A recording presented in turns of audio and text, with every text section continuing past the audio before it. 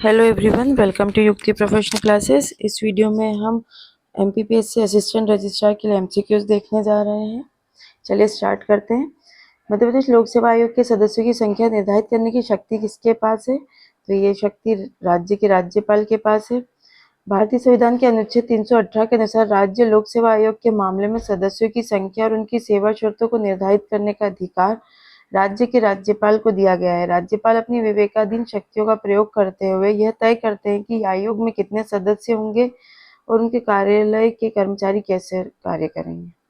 Next है सूचना का अधिकार अधिनियम 2005 के तहत सूचना प्राप्त करने के लिए कौन आवेदन कर सकता है? तो यहाँ पे आवेदन केवल भारत के नागरिक ही कर सकते हैं। सेक्शन 3 में एक्ट के सेक्शन 3 में मेंशन किया गया है कि सभी नागरिकों को सूचना का अधिकार होगा। तो यहाँ नागरिक बोला गया है, सभी नागरिकों को सूचना का अधिकार है। तो नागरिक केवल भारत के नागरिक ही इस कानून का लाभ उठा सकते हैं। विदेशी नागरिक और विदेशी संस्था को इस अधिनियम के तहत जानकारी मांगने का कानूनी अधिकार प्राप्त नहीं है। हालांकि कंपनियां और समिति अपने भारतीय सदस्यों के माध्यम से आवेदन कर सकती है।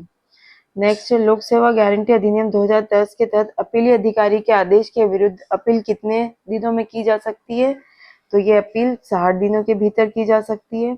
इस एक्ट के तहत कोई भी आवेदन प्रथम अपीली अधिकारी के निर्णय से असंतुष्ट है तो वो निर्णय की तारीख से 60 दिनों के भीतर द्वितीय अपीली अधिकारी के पास किया जा सकता है। यह समय सीमा इसलिए रखी गई ताकि नागरिकों को अपनी बात रखने का पर्याप्त समय मिले और प्रशासन की जवाबदेही बनी रहे। नेक्स्ट है प्रशासनिक जवाबदेही में कार्यकारी नियंत्रण का क्या अर्थ है? तो यहाँ पे कार्यकारी एडमिनिस्ट्रेटिव अकाउंटेबिलिटी में कार्यकारी नियंत्रण का मतलब है मंत्रियों द्वारा सचिवों और अधिकारियों पर नियंत्रण। संसदीय प्रणाली में कार्यपालिका मंत्रिपरिषद प्रशासन के लिए जिम्मेदार होती है। मंत्री अपने विभागों के सचिवों और अन्य लोक सेवकों को निर्देश देते हैं, उनकी कार्यकुशलता की जांच करते हैं और नीतियों के क्रियान्वयन की निगरानी करते हैं। इसे ही कार्यकारी या राजनीतिक नियंत्रण कहा जाता है, जो यह सुनिश्चित करता है कि नौकरशाही जनता की चुनी हुई सरकार की इच्छा के अनुरूप कार्य करें। नेक्स्ट, विशाखा गाइडलाइन के अनुसार यौन उत्पीड़न की परिभाषा में क्या शामिल नहीं है? तो सबसे पहले यौन उत्पीड़न की परिभाषा में क्या क्या आ जाएगा? शारीरिक संपर्क और छेड़छाड़, यौन संबंध की मांग या अनुरोध और अश्लील साहित्य दिखाना या टिप्पणी करना। तो यहाँ पर जो अगर कार्य संबंधी अगर कोई आलोचना की जा रही है तो ये इंक्लूड नहीं किया गया है। सर्वोच्च न्यायालय ने स्पष्ट किया कि कार्यस्थल पर यौन उत्पीड़न में कोई भी अनचाहा शारीरिक, मौखिक या गैर मौखिक व्यवहार शामिल है जो यौन प्रकृति का हो। हालांकि वरिष्ठ अधिकारियों द्वारा काम की गुणवत्ता को लेकर की गई जायज आलोचना या प्रशासनिक सुधार के लिए दिए गए निर्देश इस श्रेणी में नहीं आते हैं जब तक कि उसमें दुर्भावना या यौन संकेत न हो। चलिए नेक्स्ट है, एमपीपीएससी के अध्यक्ष अपना रेजिग्नेशन किसे संबोधित करते हैं? तो ये राज्य के राज्यपाल को करते हैं। संविधान के अनुच्छेद 216 के अनुसार राज्य लोक सेवा आयोग का अध्यक्ष या कोई भी सदस्य कार्यकाल समाप्त होने से पहले अपना इस्तीफा राज्य के राज्यपाल को लिखित रूप में सौंप सकते हैं। और इसमें नियुक्ति और इस्तीफा राज्यपाल के पास होता है, लेकिन पद से हटाने की जो प्रक्रिया होती है वो राष्ट्रपति द्वारा ही संपन्न की जा सकती है। आरटीआई अधिनियम की धारा 24 के तहत किन संगठनों को सूचना देने से छूट प्राप्त है? तो यहाँ पर खुफिया और सुरक्षा संगठन जो है रॉ और आईबी, इनको मतलब सूचना देने से छूट प्राप्त है। बाकी सरकारी स्कूल, निजी बैंक, नगर पालिकाएं इनको अगर इनसे मांगी गई है तो इनको कोई छूट नहीं, इन्हें डिस्क्लोज करना होगा। देश की सुरक्षा और संप्रभुता को ध्यान में रखते हुए आरटीआई अधिनियम की धारा 24 के तहत कुछ विशेष खुफिया और सुरक्षा संगठनों को जानकारी देने से छूट दी गई है। हालांकि यदि मामला भ्रष्टाचार या मानव अधिकारों के उल्लंघन से संबंधित है तो इन संगठनों को भी 45 दिनों के भीतर जानकारी देना अनिवार्य होता है। मध्य प्रदेश में लोकायुक्त का कार्यकाल कितना निर्धारित है? तो ये 6 वर्ष तक के लिए निर्धारित है।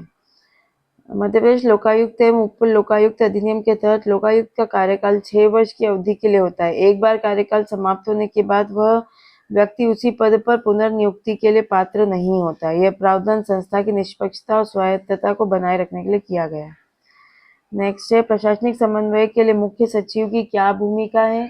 तो मुख्य सचिव यहाँ पे राज्य प्रशासन का सर्वोच्च समन्वयक है। मुख्य सचिव राज्य की प्रशासनिक मशीनरी का किंग पिन या धुरी होता है, वह राज्य के सभी विभागों के बीच समन्वय स्थापित करता है। सचिवों की नियुक्त समिति की अध्यक्षता करता है और अंतर विभागीय विवादों को सुलझाता है। प्रशासन में सुचारू कामकाज सुनिश्चित करने के लिए उसकी भूमिका अत्यंत महत्वपूर्ण होती है। रैगिंग के मामलों में दोषी पाए जाने वाले छात्र को अधिकतम क्या सजा मिल सकती है? तो यहाँ पे उसको संस्थान से निष्कासन हो सकता है और भविष्य में प्रवेश पर रोक लगाई जा सकती है। यूजीसी और सुप्रीम कोर्ट गाइडलाइंस के अनुसार रैगिंग एक गंभीर अपराध है। यदि कोई छात्र इसमें संलिप्त होता है तो उसे न केवल संस्थान से निष्कासित किया जाता है, बल्कि उसे अन्य किसी शैक्षणिक संस्थान में प्रवेश लेने से भी रोका जा सकता है। इसके साथ ही उस पर आपराधिक मामला भी दर्ज कराया जा सकता है। नेक्स्ट है लोकपाल ओम्बड्समैन संस्था की सबसे बड़ी सीमा लिमिटेशन क्या है? तो इसकी लिमिटेशन है कि इसके सुझाव अक्सर केवल रिकमेंडेटरी होते हैं, परामर्शकारी होते हैं, है ना, तो मैंडेटरी नहीं है इसको मानना। लोकपाल या लोकायुक्त की सबसे बड़ी चुनौती यह है कि वह जांच तो कर सकते हैं और भ्रष्टाचार के मामलों को उजागर कर सकते हैं, लेकिन उनकी सिफारिशें अक्सर सरकार पर बाध्यकारी नहीं होती है। कई मामलों में वे सीधे सजा नहीं दे सकते, बल्कि उन्हें अपनी रिपोर्ट सरकार या सक्षम प्राधिकारी को कार्रवाई के लिए भेजनी पड़ती है। आरटीआई के तहत लोक सूचना अधिकारी पर जुर्माना लगाने की शक्ति किसके पास है? तो ये शक्ति है सूचना आयोग इंफॉर्मेशन कमीशन के पास। यदि पीआईओ बिना किसी उचित कारण के जानकारी देने से मना करता है या जानबूझकर गलत जानकारी देता है, तो धारा 20 के तहत केंद्रीय और राज्य सूचना आयोग उस पर 250 रुपये प्रतिदिन के हिसाब से जुर्माना लगा सकता है और अधिकतम 25,000 तक ये हो सकता है। ये जुर्माना अधिकारी की जेब से ही जाता है। नेक्स्ट है प्रत्यायोजित विधान, डेलीगेटेड लेजिस्लेशन को और किस नाम से जाना जाता है? तो इसे सबऑर्डिनेट लेजिस्लेशन, अधीनस्थ विधान के नाम से भी जाना जाता है।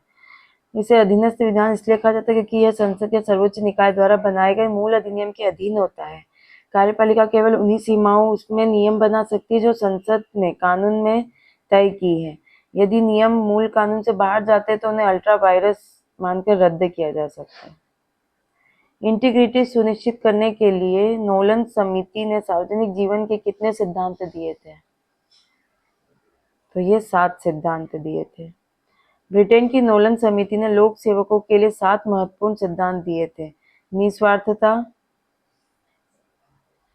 सेल्फलेसनेस, सत्यनिष्ठता, इंटीग्रिटी, निष्पक्षता, ऑब्जेक्टिविटी, जवाबदेही, अकाउंटेबिलिटी और खुलापन, ओपननेस, ईमानदारी, ऑनेस्टी और नेतृत्व, लीडरशिप। ये सिद्धांत आज विश्व भर के प्रशासनिक आचार संहिता का आधार है। नेक्स्ट है मध्य प्रदेश लोक सेवा गारंटी अधिनियम में अब तक कितनी सेवाओं को शामिल किया जा चुका है? तो यहाँ पर 600 से अधिक, जो निरंतर परिवर्तनशील है, इतने अभी तक 600 से अधिक शामिल हो चुका है।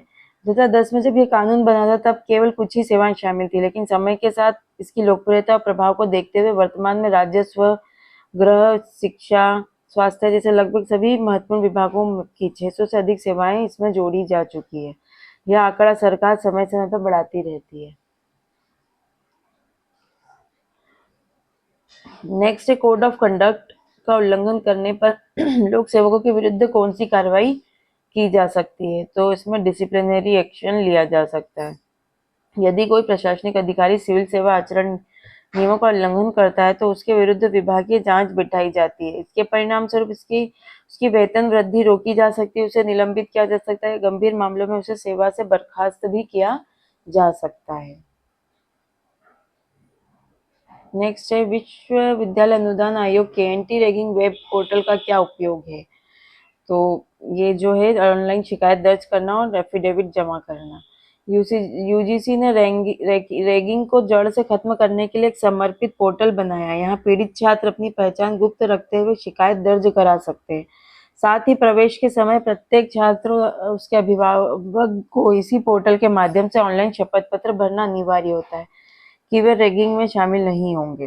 प्रशासनिक नियंत्रण में अविश्वास प्रस्ताव, नॉन कॉन्फिडेंस मोशन किसका साधन है? तो ये विधायिका का कार्यपालिका पर। यह विधायी नियंत्रण का सबसे शक्तिशाली अंतिम अस्त्र है। यदि विधानसभा या लोकसभा को लगता है कि सरकार सही ढंग से कार्य नहीं कर रही है या उसने सदन का विश्वास खो दिया है तो वह अविश्वास प्रस्ताव लाकर पूरी सरकार को गिरा सकती है। यह मंत्री और उनके अधीन प्रशासन को सतर्क रखता है। नेक्स्ट है, ओम्बड्समैन की कार्यप्रणाली किस पर आधारित होती है? जांच की स्वतंत्रता और निष्पक्षता पर। ओम्बड्समैन की सफलता का राज उसकी स्वतंत्रता में है। वह किसी भी सरकारी विभाग से फाइलें मंगा सकता है और किसी भी अधिकारी से पूछताछ कर सकता है। वह न तो सरकार के अधीन होता है न ही न्यायपालिका के, बल्कि वह सीधे संसद के प्रति उत्तरदायी होता है।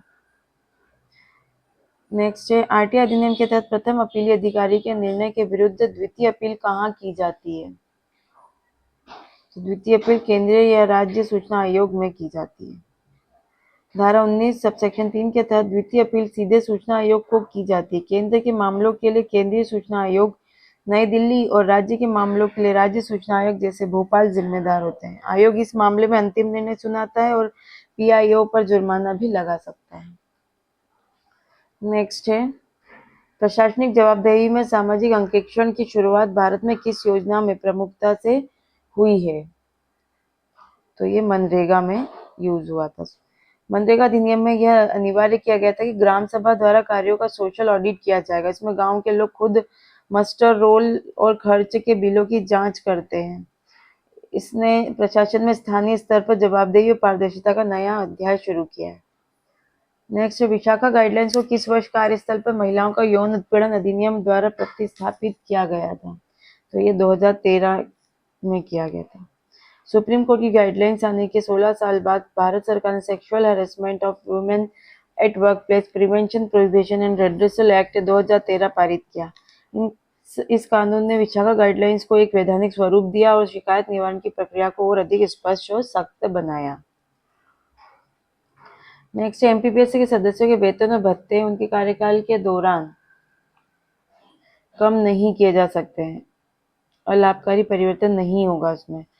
अनुच्छेद 318 के परंतु के अनुसार आयोग के सदस्यों की सेवा शर्तों में उनकी नियुक्ति के बाद कोई ऐसा परिवर्तन नहीं किया जाएगा जो उनके लिए अलाभकारी हो।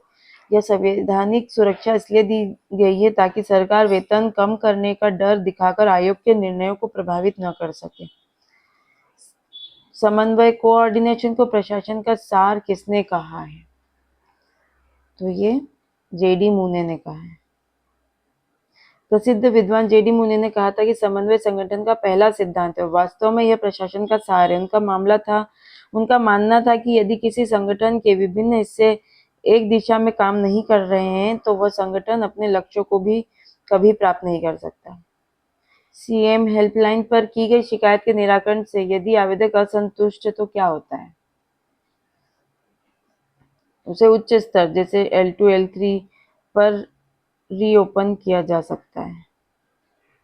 सीएम हेल्पलाइन की सबसे बड़ी ताकत इसकी संतुष्टि आधारित क्लोजिंग है। यदि अधिकारी ने शिकायत बंद कर दी लेकिन आवेदक संतुष्ट नहीं है और वो कॉल सेंटर पर फीडबैक देता है तो उस शिकायत को फिर से खोल दिया जाता है और वह अपने आप अगले उच्च अधिकारी के पास समीक्षा के लिए चली जाती है।